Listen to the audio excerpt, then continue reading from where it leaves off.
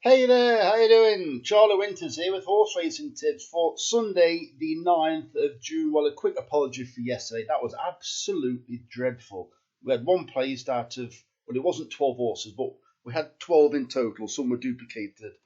But one placed out of what, probably 8 horses. Poor show. I'll tell you what, the most interesting one was Moogie. I don't know if you saw it, the 66 to 1 that was travelling well on the rail. Went for a gap that wasn't there and then came last. But I was thinking, hey, oh, this is with the best of most of them, to be fair. Paying first five, I thought, come on, finally. And then obviously, yeah, ran into a bit of trouble, and then nothing happened after that. So let me get into Sunday's selections. So I'm going to whiz you through them. So I think I've got £6.59 in the account. So I've had a 10 pence each way, lucky 31 that comes to £6.20.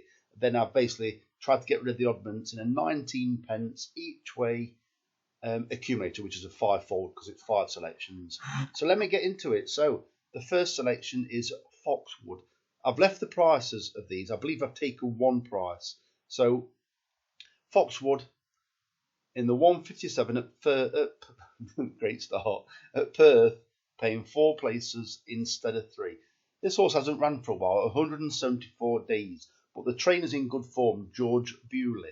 Out of his last 4 runners, he's had a winner, a second, and 2 fourths, and the 2 fourths weren't beaten very far. So hopefully the stable's going well. Foxwood, in time, will need a little bit further, but the half brother. Bear in mind, this horse is well handicapped. We're just taking fitness on trust. It's got first-time cheek pieces on for its racecourse reappearance. Its half brother, when first time cheap pieces were put on that horse, it won. I'm hoping this horse wins, but I think it's an angle that is positive. It didn't have to put the first time cheap piece on its racecourse reappearance, but they have done it. Ideally, I would have preferred about 2.5 mile. Well, this is 2 mile, and it's a dreadful race. We don't want it to be a sprint. We don't want a slow pace and it to end up being a sprint. But if it's a true run race, I think it's got every chance. The second selection is Son of Man in the 10 past 2 at Goodwood. This horse has been very highly tried. It's a very tricky race because I could have fancied 3 or 4 in the race. However, the other 3 that I went against or didn't choose in the end, they are inconsistent. And they were fancied horses. One's ridden by William Buick. I think there was a Charlie Johnson horse, and also Darkness as well that comes second in this race. So this horse, there could be a bit of pace on in this race. There are a couple of horses that I did fancy that can either be held up or make the pace. Well, it's hard to tell what they're going to do. So I've gone for something where I believe Son of Man, it's drawn 1. It should get the inside draw. I believe there could be a decent pace on, and I think that's what we need because Darkness could be taken on by the Johnson horse, and also you've got the I think it's Charles Hill's horse, where it could be a fair amount of pace on, and hopefully this horse will benefit from it. But the paying first 3. The third selection is Inferno Saker in the 232 at Perth, paying 4 places instead of 3. This horse is trained by Nigel Hawke. Nigel Hawke trains in Devon. It's running at Perth, so it's travelling a very long way.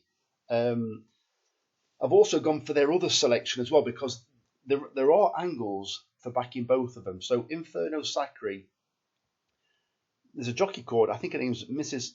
or Miss Ella Herbison, claiming 7. Well, straight away you're thinking, what you picked that for? I hope she'll be holding on for dear life. Well, no, I think she can ride because I think she's the stable jockey for Nigel Hawke because she's had 22 rides for Nigel Hawke. So I think she's won 1, but out of those 22 rides, she's actually come in the first 4 12 times.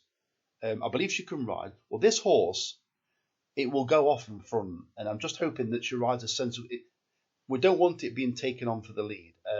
It's a definite leader, this one. It's one of them that goes 20 clear normally. But it has ran some decent races where it's gone 20 clear and it's been unchallenged. So if she can get the best out of it, as in like She can set a pace, a sensible pace. We don't want her being taken on for the lead. If it's taken on for the lead, I think we've got no chance. But if she gets an easy lead in front, I think it could be hard to catch.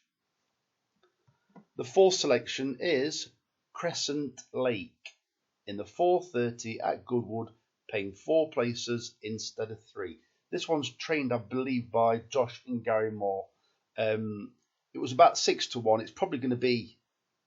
Maybe I should have taken the price. I don't know. Josh and Gary Moore are doing very well at the tracks that they normally do very well at, like your Goodwoods and whatever. So I think this has got a good chance. It ran a cracking race last time, and it's just due to run a decent race again. Charlie Johnson has got a couple of horses in this race.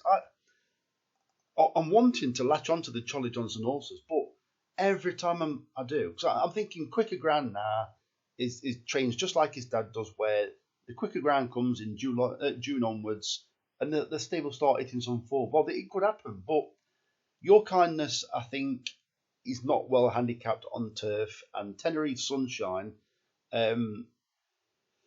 it's got James Doyle on board, and I have backed it in the past when it's been unlucky, but I'm not convinced by the stable, I'll be honest. They might come first and second, so I've gone for Crescent Lake, which Josh and Gary Moore love, well, Gary Moore especially, love having winners round here, and round about 5 or 6-1, it's due to run its race. And finally, it's the other Nigel Hawke horse. Watch Out It's Cookie in the 5:27 at Perth, paying 4 places instead of 3. It's got a chance. It's about 13-2 anyway. I do believe this horse likes to lead as well. It's not quite in the same bracket as Inferno Saker where it goes blasting off, but it should be prominent throughout. So those are the 5 selections. So if you can give me a like, I'd really appreciate it. So fingers crossed. It was a dreadful day yesterday. Hopefully we can have a decent day today. I like the look of them. This isn't any kind of banker day. I think it'll be an interesting day viewing. It's a relatively smallish stake. It's £6 something. I'm expecting a return. Fingers crossed that it's a very profitable day. So the very best of luck. Charlie Winters, over and out. Cheers, mate.